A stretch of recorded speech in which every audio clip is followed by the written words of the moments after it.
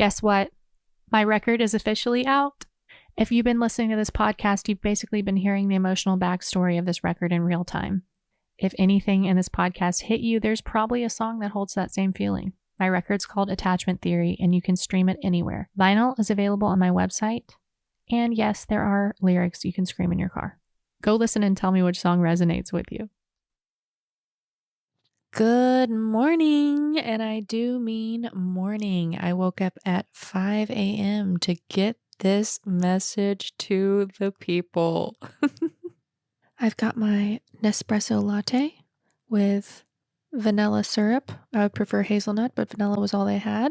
And I'm here to talk to you about attachment theory. This is the namesake episode, okay? Attachment theory is the title track of my record, and it is the entire framework from which we have worked through our relationship issues together on this podcast. It's landing mid-cycle. It's not the first episode of the show. So this is more of a synthesis, if you will, than a true 101. I've been talking around attachment theory for several episodes now, in episodes like subatomic, delusional, mirage, trigger happy.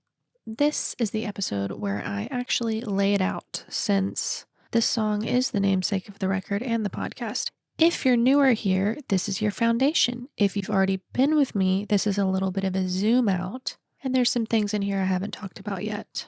I learned about attachment theory around 2013, not too long after the book Attached came out, which is, I think, an entry point for a lot of people in learning about attachment theory and using it for your relationships, or using it as a framework for working through your relationships. I'm going to give a quick walkthrough of each of the 4 styles, some of the biochemistry of what's happening in your body, and why the anxious avoidant cycle is so hard to break. So, quick walkthrough of the 4 attachment styles: secure, anxious, avoidant, and disorganized. Let's use a scenario to demonstrate broadly how each of these attachment styles would behave in a certain situation. So, let's say your partner doesn't reply to a text for several hours. A secure person might react, "Oh, they're probably busy. I'll check in later if I haven't heard back." And then they continue their day and they're not destabilized by this. An anxious person may immediately think, "Why aren't they replying? Did I say something wrong?" They'll send follow-ups, overanalyze the recent conversations, trying to figure out why the person may not be responding, and they will look for reassurance. An avoidant person might say, "Oh, they're probably busy, that's fine." They may even feel relief at the distance. They may respond casually or delay their reply when they do reconnect to maintain a sense of control. Meaning, if the person does text them, they hold off for a minute. It gives them a sense of, "Oh, I control the situation." And then if they're asked about this, they may brush it off like, "Oh, I didn't think it was a big deal." A disorganized person may alternate between sending a worried text and withdrawing entirely. And this can happen all within the same hour. You're usually dealing with someone who's very reactive, easily activated. So you can kind of think of these attachment styles as the operating systems of our relationships. And I've said this before, but most people aren't necessarily purely one style. We can kind of have our baseline, but if you're in a relationship with someone who's strongly insecurely attached one way or the other, or disorganized, it can bring out certain behaviors in you that may not be your baseline, if that makes sense. So, if you're on the receiving end of someone who's very avoidantly attached, you might behave more anxiously and vice versa. I won't go too deep into that here because I covered a lot of that in the Trigger Happy episode if you want to go listen to that. So let's talk about the biochemistry. What is actually happening underneath when we're having these reactions? Most attachment content covers the patterns, which we talk about here too, but I want to talk about why your body produces these patterns.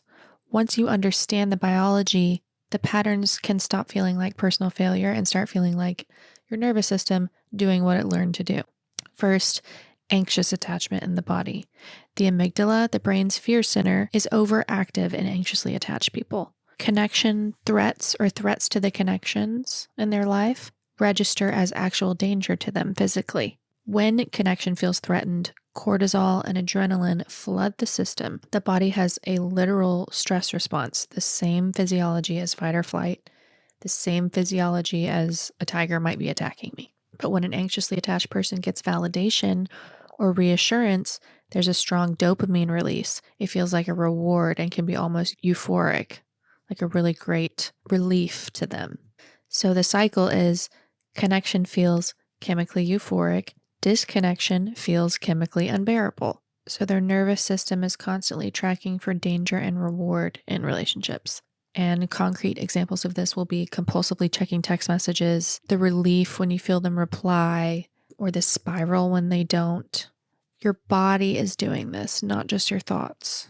I think it's also important to remember that most of us experience things that are considered anxious or avoidant at different times in our life, depending on what the situation is. So we can kind of relate to some of these, even if we're not necessarily fully anxiously attached. Now, avoidant attachment in the body. For avoidant people, intimacy itself can register as a stress trigger. So when people get too close, the system responds by withdrawing. So it's the actual intimacy that makes them have this fight or flight response. Often, people with avoidant attachment have an oxytocin imbalance. So oxytocin is the bonding hormone, where a securely attached person gets a wash of warmth and safety from closeness. An avoidant person doesn't get the same payoff. More research is still needed in this area, but it's part of why distance can feel safer than closeness for them. The vagus nerve also plays a big role. When the vagus nerve enters its dorsal vagal state, it's a freeze or shutdown response, not a choice. An avoidant person once described this to me as their thoughts just exiting their head, not knowing what to do or say. From the outside, it can look like them blanking or going quiet or just wanting the situation to end. From the inside, it's the body shutting down because the moment is too much. So it's literally like they can't even think or do anything anymore. Their brain has just kind of shut off. That is like their protection. If you've ever gotten so stressed that you just lay down and can't think about anything, that's sort of what this feels like. Concrete examples of this would be spending a weekend together and then feeling drained instead of more connected at the end. A securely attached person would get an oxytocin release that makes them feel more connected. An avoidant person can finish the same weekend feeling like they need to recharge alone because the bonding hormone payoff isn't happening the same way. And I'm not talking about, oh, you're tired of being with someone for a couple of days because we all get annoyed on trips with people. I'm talking about literally feeling like, oh my God, I have to get away. I desperately need time alone. This is way too intense for me. I don't feel closer to them. In fact, if I were to spend more time with them, I would probably just cut them out of my life. So you can see that neither of these is bad necessarily. Both are just adaptive. Your nervous system learned them to protect you in whatever environment shaped you early on. So you learned as a child, if you have anxious attachment, that your parents may be unpredictable, but if you respond anxiously by moving towards them, you can get a relief of connection. And so that's what your body has been trained to do. When you're avoidant, you weren't getting that care from your parents. And so your body learned to shut that need off entirely so that you're not constantly longing or feeling stressed because they're not giving you connection. So your body just said, okay, I'll shut that part of myself off. Avoidant attachment can also come from the opposite, which is enmeshment, where your parent was overly enmeshed with you and too up in your business, and you learned to distance yourself because of that. So if you're avoidantly attached and you're wondering, you can kind of research that. There's a great website called Free to Attach that's specifically for avoidance or people who love avoidance. And it goes more into depth on avoidant attachment and the things that cause it. But understanding the biochemistry is very useful because it dissolves the shame around this and shows you that you're not broken or too needy or too cold. Your body is just running an old program. And sometimes they can be very deeply embedded. Your nervous system learned these patterns to protect you, but as an adult, they make it hard to have fulfilling relationships. So yes, these patterns can be very deep, but they're not necessarily permanent. That's what this work is for. So Let's talk a little bit about the anxious avoidant trap. And what this means is a lot of the time, people who are anxiously attached are drawn to people who are avoidantly attached, or rather, anxiously attached individuals and avoidant ones are often drawn to each other. And this is why seemingly opposite signs come together in this way often. On the surface, each of them carries the trait that the other has underdeveloped. So, avoidant independence looks magnetic to an anxious person, and the warmth of an anxious person looks magnetic to an avoidant. And often, we're drawn to dynamics that feel like home to us or that we experienced when growing up. I also covered that in Trigger Happy episode. So it can stay magnetic, but be ultimately unfulfilling because the avoidant subconsciously hopes the anxious partner will eventually need less and give them space without conflict. And the anxious partner subconsciously hopes the avoidant will eventually let them in. And then neither outcome arrives because of their attachment styles. And so they both keep waiting in this kind of push-pull, really unfulfilling and sad dynamic. I'm going to reference a couple past episodes you can listen to if you want to go deeper on this. For anxious listeners, you can go back to the Mirage episode where I went deep on building self-trust as the antidote to anxious attachment. So you can go back to that for the long version, but the short version is your worth is not contingent on someone else's availability. The most useful thing you can do in or out of this dynamic is to prove to yourself over and over that you will take care of you. And then for avoidant listeners, I covered the communication piece for avoidance and subatomic. So how avoidant patterns show up as small criticisms or withdrawal, and how to interrupt them with micro honesty by saying things like, I'm overwhelmed, instead of going silent. So you can go back to the subatomic episode to learn a little bit more about that communication. Often if we behave more as a secure person does in a relationship, we can learn some of those healthier patterns. And especially if we're with someone who is either secure or willing to do the work, your nervous system can learn over time that behaving in a different way can produce desirable results. And you can kind of rewire some of that in your brain. So I want to share a couple new tools specifically for avoidance. One is journaling at the end of the day for improving your emotional vocabulary. So a lot of the time, because avoidants are disconnected from their emotions, they don't even know how to name them sometimes because they're so cut off from them. They don't explore them or think about them very often. They're kind of out of touch with their body and their feelings and their emotional vocabulary. So something you can do is at the end of the day, sit down, write down one emotion you felt that day and describe it without judging yourself. So I felt frustrated when my coworker interrupted me. It made me feel undervalued. 2 sentences. That's it. You don't have to go into super depth. The point is just to start growing the muscle of naming what you feel, since avoidant patterns often include suppressing feelings before you've even identified what they are. So you'll start to feel something and shove it away before you even process what you're feeling. Another thing you can do is interrogate your beliefs about closeness. So you can write down your negative beliefs, the ones you have about intimacy, like if I get too close, I'll lose myself. Then you can look for evidence to the contrary from your own life. Example, actually, when I spent the weekend with my friend, I felt supported, not smothered. When you do this, you're rewiring your assumptions. The key here is to take these little steps consistently because it takes time to rewire these things, and you cannot expect to do this for a week or a month and all of a sudden be healed or start behaving like a secure person immediately. Or at least, you might take secure actions, but they might not feel comfortable to you for quite some time because you've spent your whole life living in another framework. So I hope this gave you a little bit of an idea of what each attachment style is. The point of understanding your attachment style isn't to label yourself, it's to give yourself a framework that explains why you keep ending up in the same emotional patterns. With the framework, the work becomes possible. Of course, I always recommend therapy for everyone, but especially for avoidant listeners, because it can be one of the few places you get to experience a consistently safe, attuned relationship and start practicing how you can open up in a low stakes setting before you bring it into your romantic life.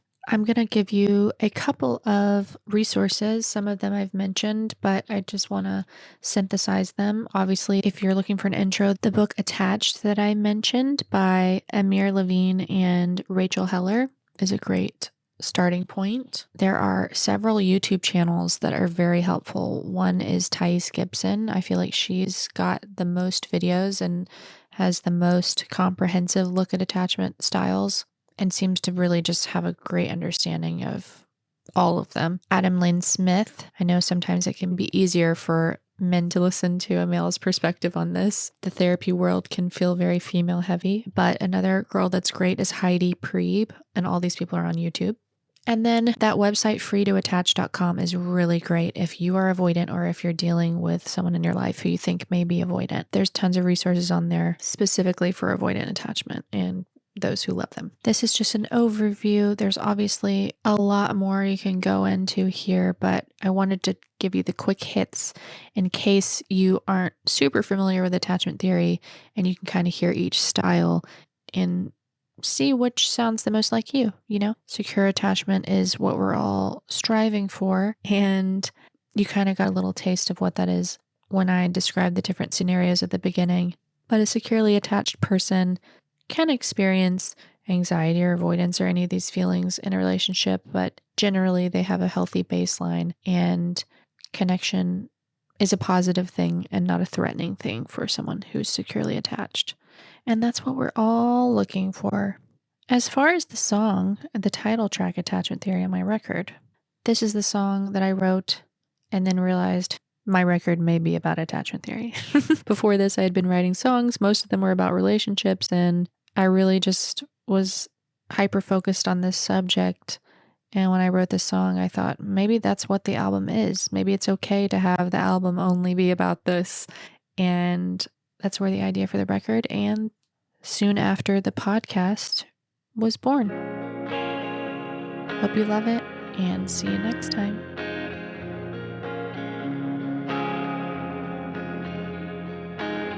I went to therapy to find the perfect version of me. Let's take a look and see what's hiding under these memories. Talk is expensive till you put it to use. I don't want my words to be too heavy on you. Predisposition that I wear on my sleeve. It ran in my family till it ran into me.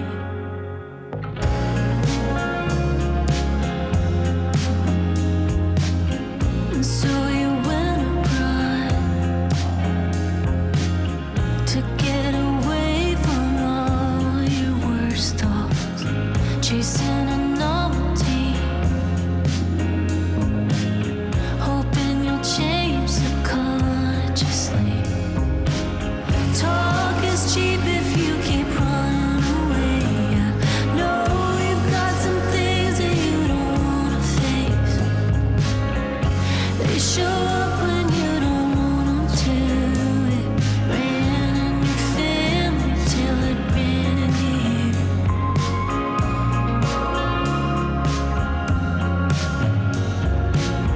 We share our love with ghosts of all the houses where we grew up, blowing away the dust. It ran in our families till it ran into us. Ran in our families till it ran into us.